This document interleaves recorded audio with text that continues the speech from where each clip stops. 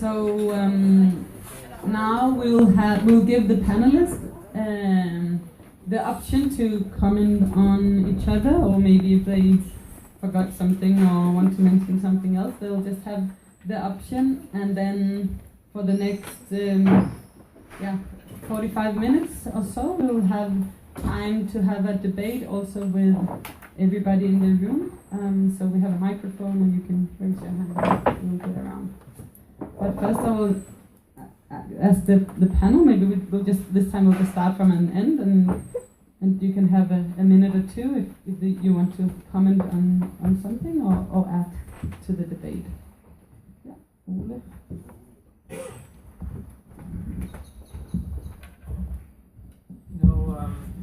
H.L. Mencken, an American journalist, he said, to every complex problem there is a solution that is simple, clear, and wrong.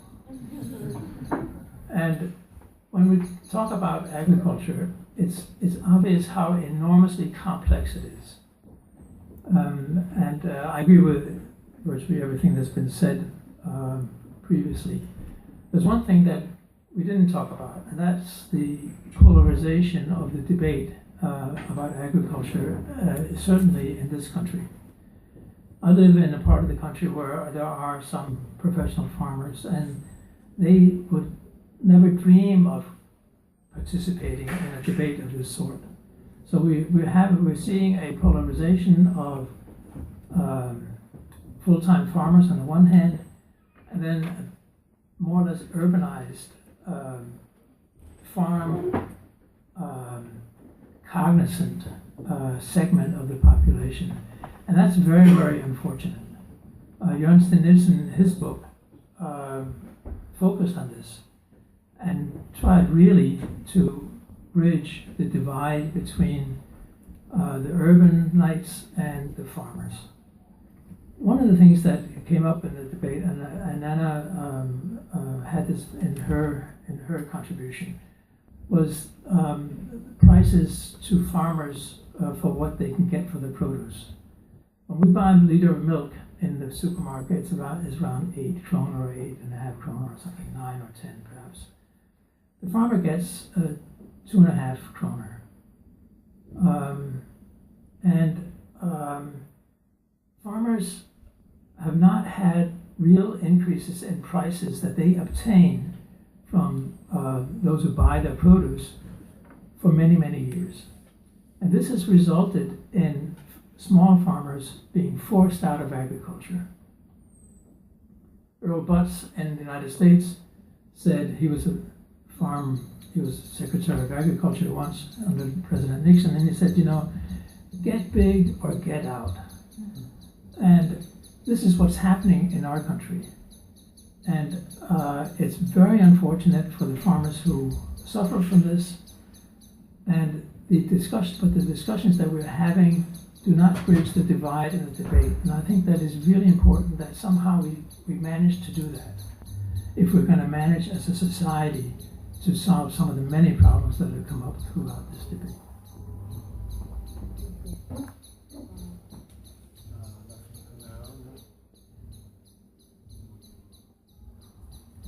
I think maybe I would just agree with some, maybe all the panelists here, in the sense that the current model of food production has failed to solve the problem of hunger in the world. And maybe if you look at in Kenya, like Kenya requires 40 million bags, 90 kilogram bags, because maize is a staple food in Kenya, and annually Kenyans require 40 million bags of maize for every household to be able to feed themselves. And when we talk about feeding themselves, it means nutritious food, not just food.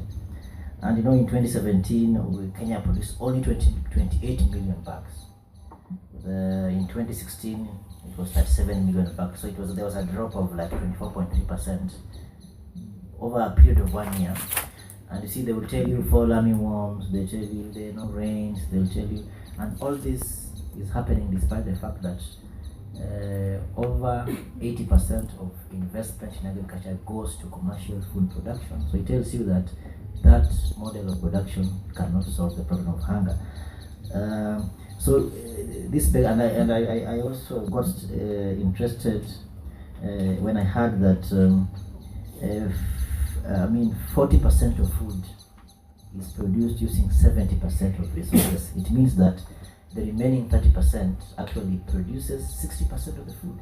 Again, that to me actually is evidence enough to show that we need a global change of the system of food production. Because if we had a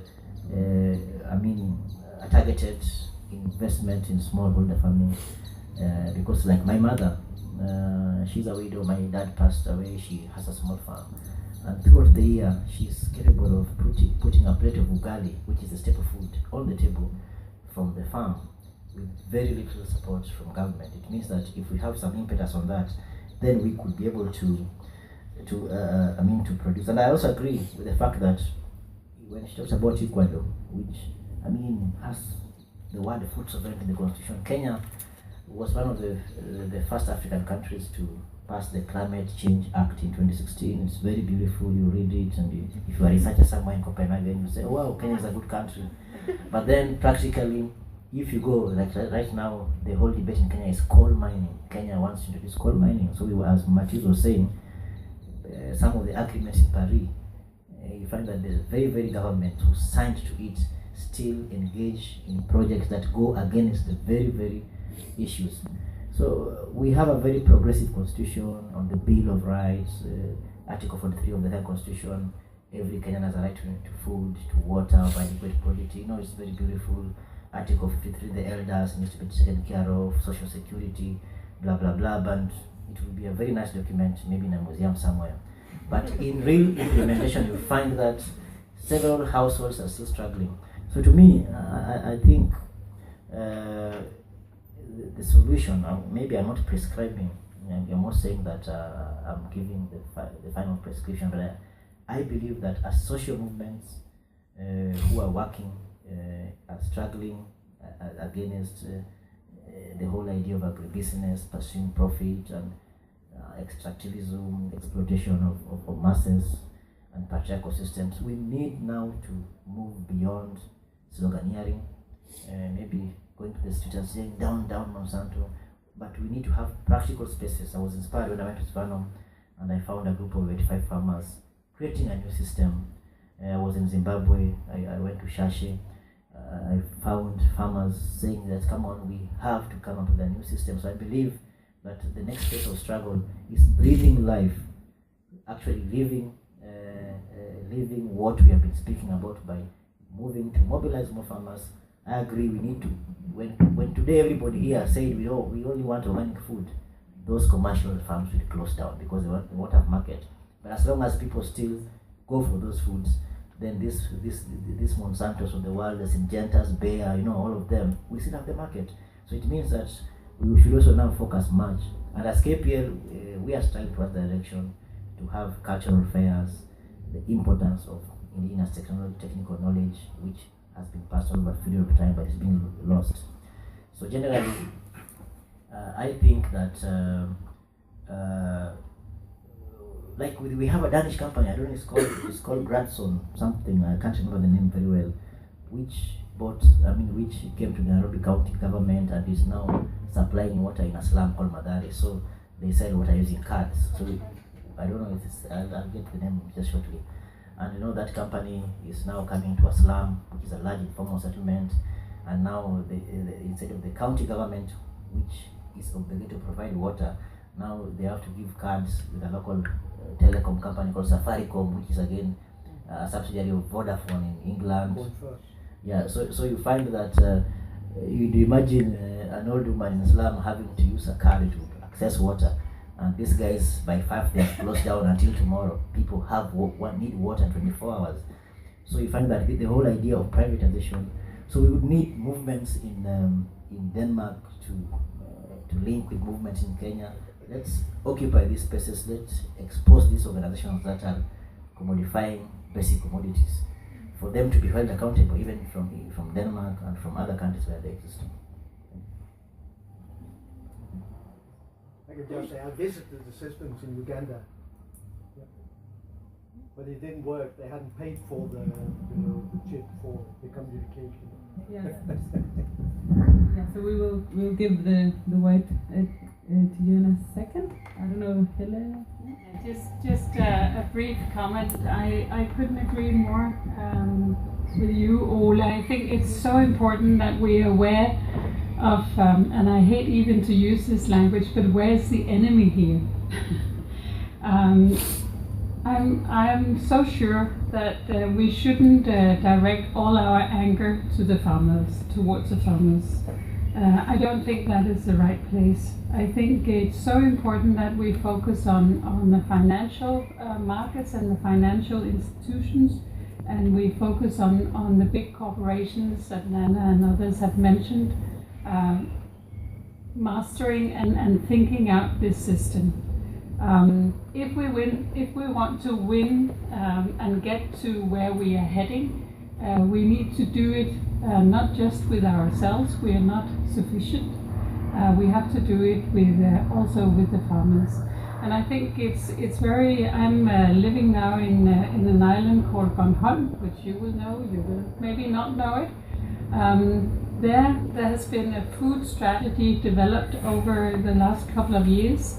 That it has been developed with the municipality, with the food, with the emerging food industry, gourmet foods of all kinds, with the farming sector, the conventional farming sector, and lots of interested people in food development in that island.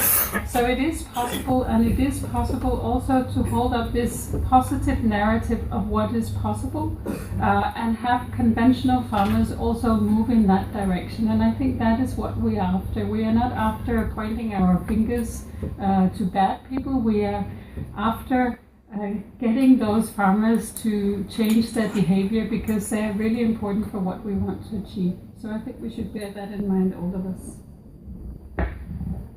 Definitely, I think the key question here is how do we do it? And of course, building local food strategies is a really good method. I think what we're going to try in NOAA this fall is a lot of activists from NOAA going around the countryside and actually visiting the farmers that we are talking so much about, and trying to build that relationship, because I think a lot of farmers are also in a situation where they don't want to be. But it's also about putting activists, mainly based in Copenhagen, in a position of being actors in the food system and not being consumers, but because by making consumer choices down in the supermarket, we are not changing those structures, we are not changing the ownership behind the food system. So we need to organize around the food system, and we need to participate in it as citizens and not as consumers. And I think that is the only way by which we can make food into a common good and really combat the tragedy of the commodity. And Mateus, yeah. Thank you. I'll just add a few small points. Well, I wanted to take it back to the concept of food sovereignty. Food sovereignty is about the people having control over the food system. What does this mean? The people have control over production, over consumption, and over distribution. Right? Who are the distributors of food nowadays? Our big supermarkets, the big companies that move grain around the world. Right? Those are the main distributors, and those nowadays, that's where the power in the food system sits. Right?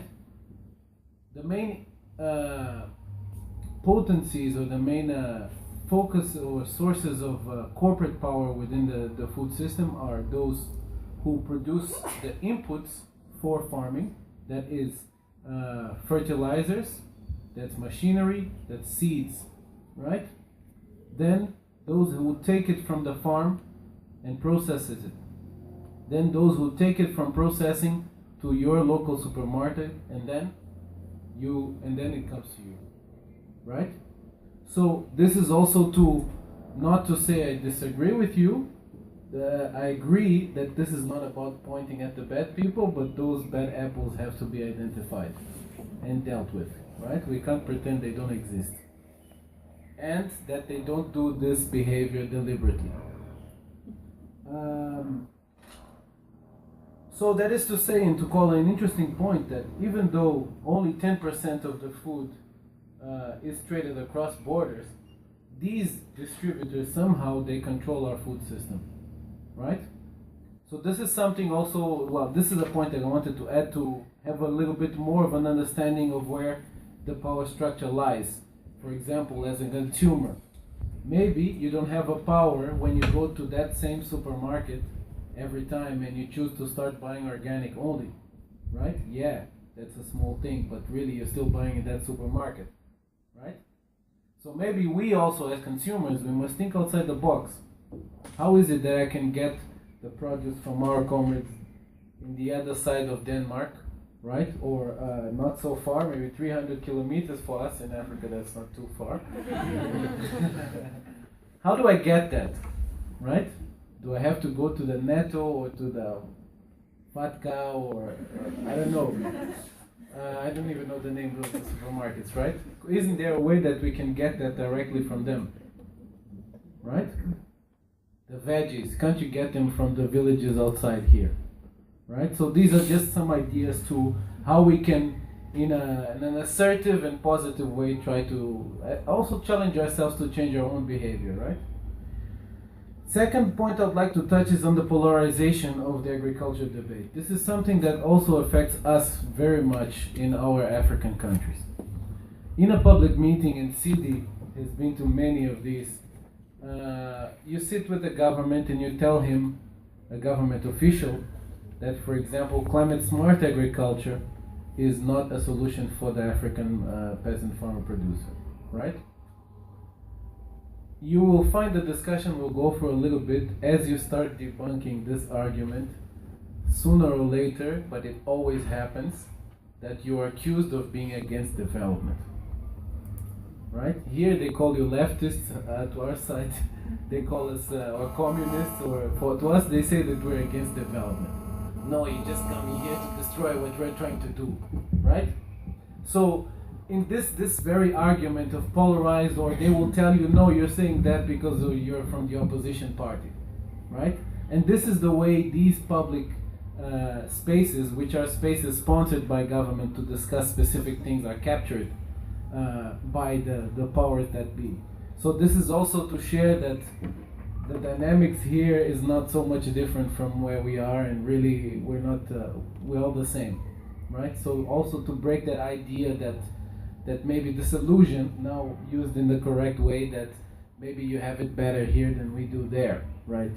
Yes, you're doing some things, right? But many of the problems that we have are the same. Many of the potentials for solutions are the same, right? We are talking here, as via Campesina, we're talking about agroecology all over the world, be it in Denmark, in Romania, in India, or Japan, or Uganda, or Mozambique, or anywhere, right?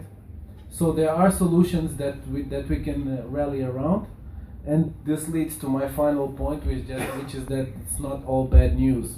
Maybe we might feel discouraged to see this big imbalance of powers, this big injustice, inequalities, the sense of powerlessness over these huge forces, but things are happening in this world where I think, as I look around the world, yes, there are bigger problems, but perhaps the difference is that now we get to know about them. This problem of exploitation in the food system is not from the past 50 years. This is from the beginning, right, of industrialization, right? So also, you will find everywhere people trying to do solutions, so this is also in a way to give hope that we are in the right direction.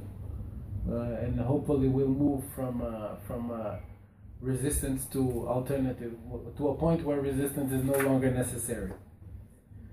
Finally, I agree with, yes, fingers crossed. Finally, to bring the point that was very well brought from our colleagues, is the concept of transition. This is what, for us as Via Campesina, the concept of food sovereignty gives us, is a way forward. How do we change this system into something that is better, more sustainable, more productive, better for everyone? In a way that does not exclude, that does not go against the farmers, right? So it provides us a framework to transform our local food system into something, into really the next step in our evolution, right? We came this far and it took us this long to realize that this is not exactly the way we want to go, so yes. Thank you.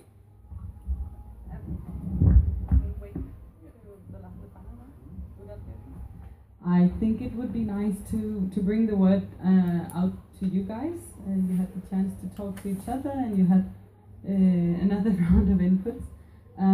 But are there some questions or comments in the room for our panel? And I think we would want to take like a series of questions and comments, so maybe you want to note down. And if you please present yourself, and also if your question goes to one of the panelists, please state that. So maybe you will start right here. My name is Simon. I would like to hear a little bit more about what Mateus talked about, climate smart agriculture. What is this? I saw a few more hands, so maybe let's take a few questions, comments.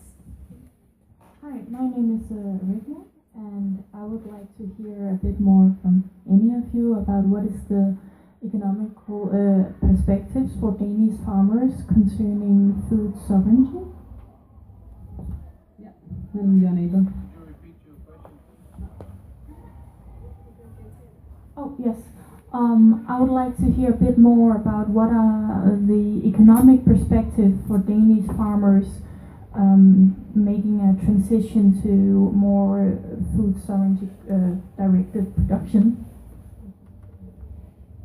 Hello, my name is Anna, and I was just thinking that the supermarkets, that's one place to go and get your food, compared to having to travel a lot and maybe doing that in a car to buy the local products. That I think is very, very nice. But how is those two things compared, and how do you solve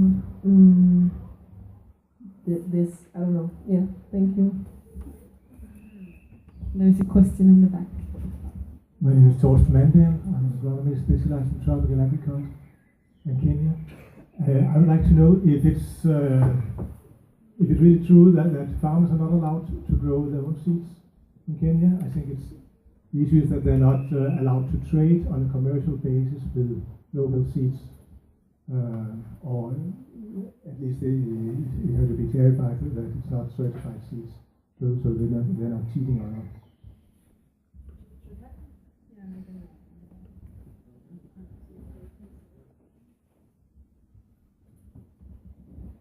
Hi, my name is Anatol, and I would like to have some precision about the status of the land in Kenya. You talked about the community land, but to my mind, what you said is just that maybe the way of having land that is not belonging to anyone but is community is also a way to avoid land grabbing from companies buying the land. And I just wanted, because you were criticizing this status of land, and I just wanted to know why this is not a good point to have this against land grabbing, or I don't know. Thanks.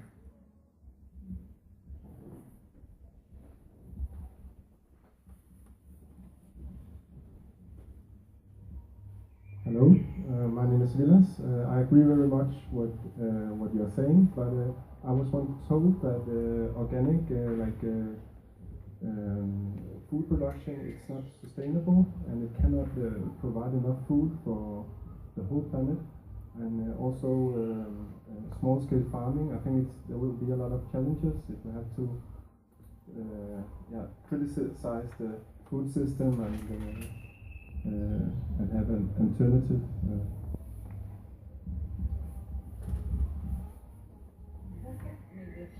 Maybe the last two here, and then. Hi, I'm Mette. I work in NOAA, and I'd like to hear what your answer is. I don't know your name in the middle of the last speaker. Mateus, what is your answer when this response to your work is that you're against development? Like, how do we address the issue that we actually ask people to stop doing what our countries has done for many years?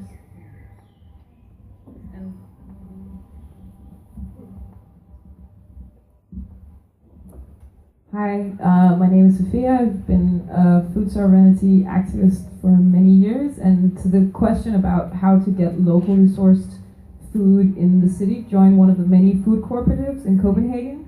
We get locally sourced food from all over Zealand and the close by islands, and there are many chapters all over the city, so do that. But my question is to all the representatives from La Via Campesina. In terms of the democratic part of food sovereignty, I was just wondering if you could maybe put some words on what that perspective means for you, and if you feel that democratic aspect as well on the global scale. Thank you. Thank you. Yeah, let's go back to the panel. Maybe we start with Sidi, as there were some specific questions on Kenya, and then we can go through the panel. Yeah, thank you. Maybe I will start with the question on the land question in Kenya. Well, land ownership has been a very emotive issue in Kenya. If you've been following Kenyan politics, you realize that in a cycle of every 5 years, especially when there are elections, there are always violence, and possession violence, and most of it, if you look at them critically, they could be political, but they have got land overtones, the unresolved land question in Kenya. And throughout the process of making the new constitution that took over 20 years, ended in around 2010, the issue of land was actually one of the most contentious issues, because you find that we have the settler community, Kenya being a colony of Britain. We have settler communities that settled in Kenya, and then throughout that, some of them before the 19th century. So in 1902, we had what's called the Crown Lands Ordinance of 1902 that declared all East African protectorate under the Queen. So basically the Queen could allocate land. There is even a rumor, if you look at the map of Kenya, at the border of Tanzania, you see there's a straight line, then there's some bend. And it is said that the Queen gave, I don't know, her daughter, Mount Kilimanjaro, as a birthday present, and therefore it was removed from Kenya. So I don't know how true is that, but it's something that has been said. It tells you how Kenyans don't own the land. And in 2010, chapter 5 of the Kenyan Constitution basically talks about land and environment, and it says that Kenyan land is divided into three. We have community land, which is ancestral land, and then we have public land, which is government land, and private land, which is owned by private people, companies like that.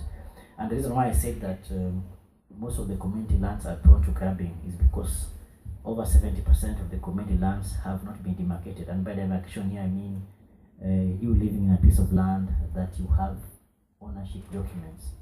So in Kenya, if you want credit, maybe for your son or daughter to go to school, you need to have, a document, it's a land title which you can deposit in a bank. And it means that therefore, if today government decided that, like right now in Turkana, which is in northern Kenya, northwestern Kenya, on top, on the border of South Sudan, Tulo oil, which is from Britain, has actually struck oil. That was a community land. Right now there are a lot of conflicts there because the community is saying, this is our land. The government is telling them, you don't have the ownership documents. These communities were pastoralist communities that did not have, their tenure system was communal. But if the existing tenure systems promoted by government do not recognize that, then it means these communities don't have a right to decide the land use.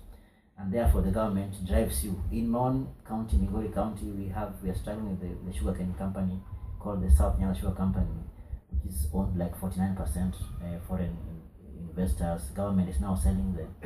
When the company came, communities were driven out of the land because the company needed what we call the nuclear farms, because the company needed farms to plant. Now it is being sold, and the government is selling the company plus the land. And what the argument is that sell your machines, you didn't come with the land. So you find that tells you that the government, and maybe we could ask ourselves, why is there delay in demarcating community lands since 1963 when Kenya got independence? To me, people can have several answers, but to me, I think because there are a lot of stakes in some of these lands, some of them are productive agriculturally, some of them have minerals. We are seeing emergence of artisanal mining in some of these areas. So what I'm saying is that despite the fact that the constitution is creating structures like community land management boards, which are appointed by the community in an assembly like this. So questions are, what constitutes a community assembly? And what powers does that structure have? Does it have powers perhaps to decide? So some of them are very cosmetic. That's what I was saying, that if you look at some of the provisions in the law, they are very nice, but there is no political goodwill to implement them. So it means that no, there's no land that is safe in Kenya, because we have seen schools, public schools being grabbed, playgrounds. We have seen hospitals being grabbed, So generally in Kenya there's, I don't know, I can call it an appetite for any piece of land that is fertile. Or we have speculators who know that there's oil in this place, but you don't know, so they come and buy this place. They tell you, no, we want to use this hall for a church, Then when you leave, it is sold to a foreign investor, and the next thing they're selling gold. So if you compare the price that they used to access the land from you and the one they're selling, it shows that there's a lot of exploitation, lack of information on the farmers. So I would say, even in the piece of land I'm living, we don't have the document. The only stake of ownership we have is that my great-great-grandfather lived there, which legally, before a court of law, does not hold water. So it means that people are living in piece of lands that they don't have property rights. And when you don't have property rights, then you do not have the capacity to develop that piece of land. And maybe on the issue of the seeds, you find that generally the Kenyan law prohibits distribution. It's not about actually selling. Distribution. What does distribution mean? It means that if there's a farmer in Svano that requires some indigenous seeds from Copenhagen, distribution does not necessarily means exchanging or transacting. It means taking these seeds, like peasants, smallholder production that we promote entails exchanging seeds and banking these seeds so that you can take seeds from point A to point B. So you find that, well, it happens, and sometimes the government won't arrest you, but if they decide, you find that the law criminalizes such acts. And that's where our campaign has been to push back and to repeal such particular laws that actually are an affront. Because traditionally, I could see my grandmother after every harvest would bank some seeds, say these ones are going to be replanted next season, and they would go to my aunt's place and I have another variety of maize, then they could come and bring it, which again today people do it, but it's an illegal act based on the constitution and the law. Maybe those are the questions that were there to me. Maybe my colleagues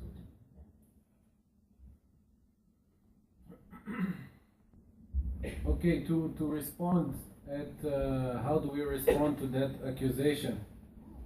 Many times we laugh, but what can you do when someone says something ignorant like that? You continue with the debate and you hope that people understand who's standing with the reason, right? Responding to the questions, climate smart agriculture. Climate smart agriculture is the mainstream response to a renovation of the agricultural sector.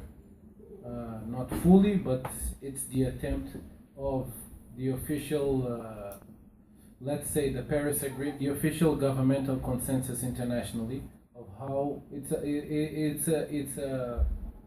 a proposal that states that agriculture should be sustainable, should be smart as intelligent, and incorporate new technologies while introducing the concepts of sustainability into the food production system.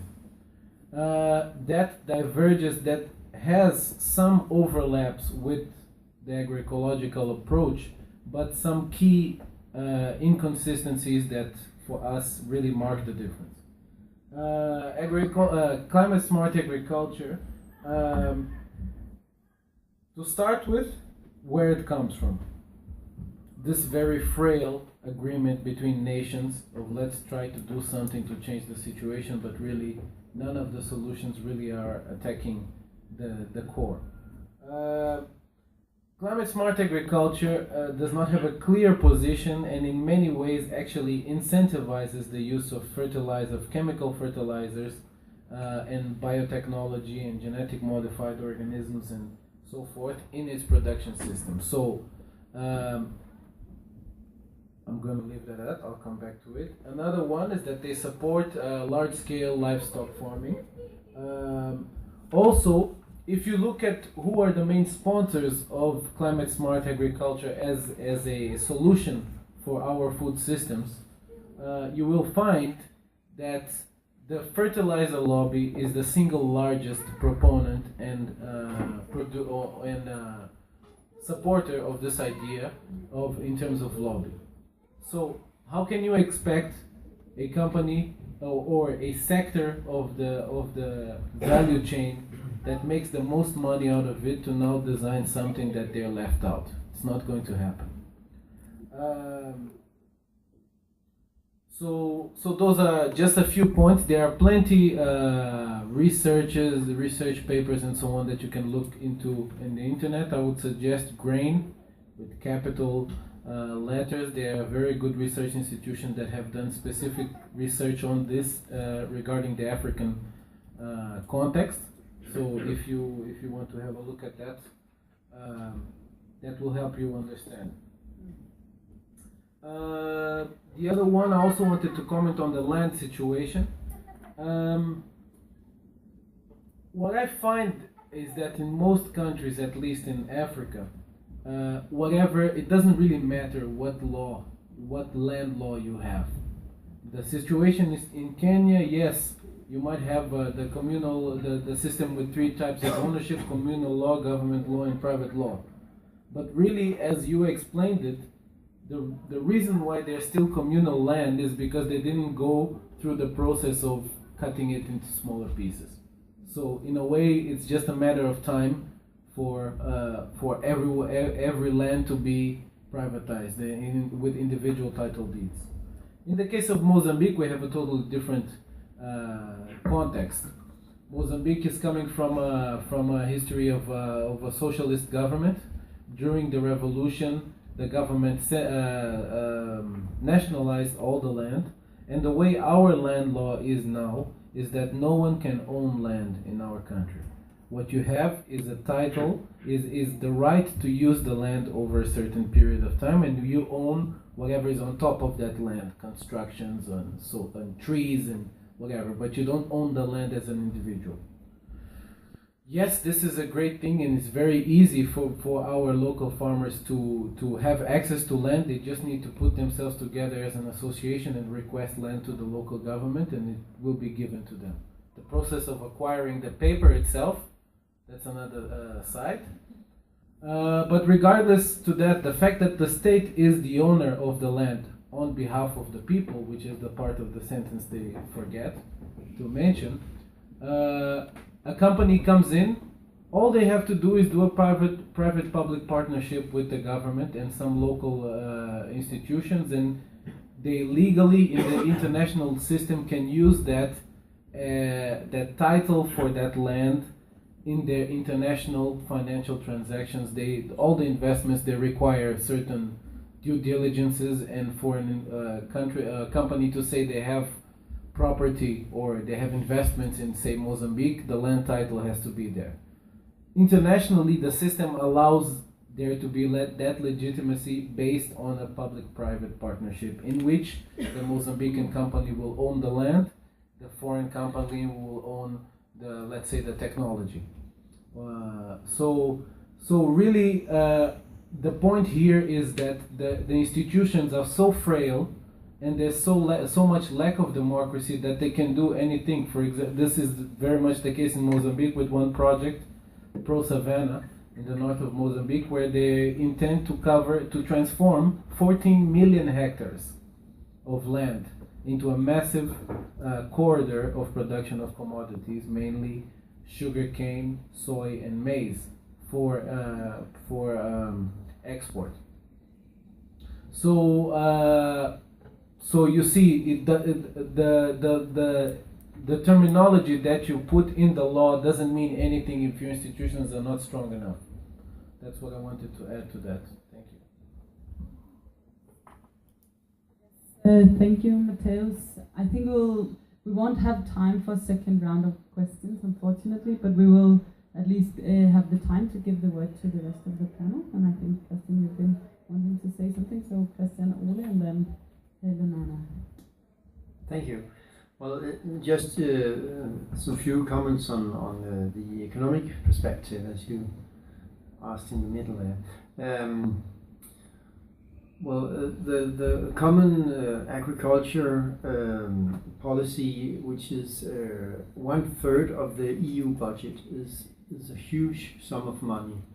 In Denmark, that is around 10 billion kroner each year.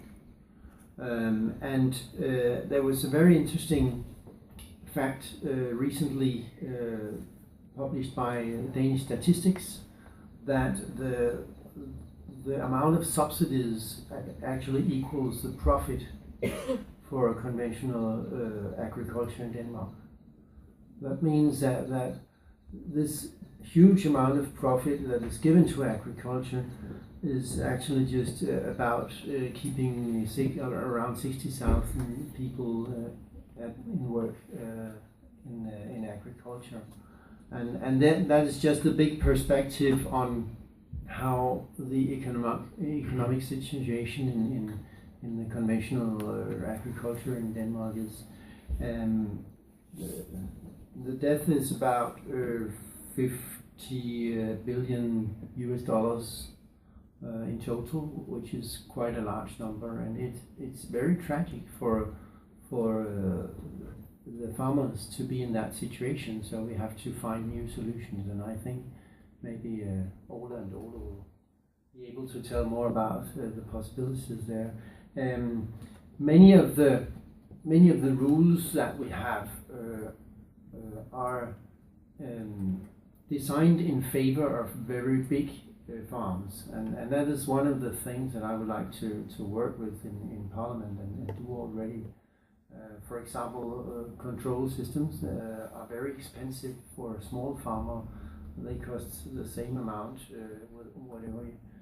If you have to work with 50 animals or 50,000 animals, so that's one of the aspects that makes it complicated to be a small farmer.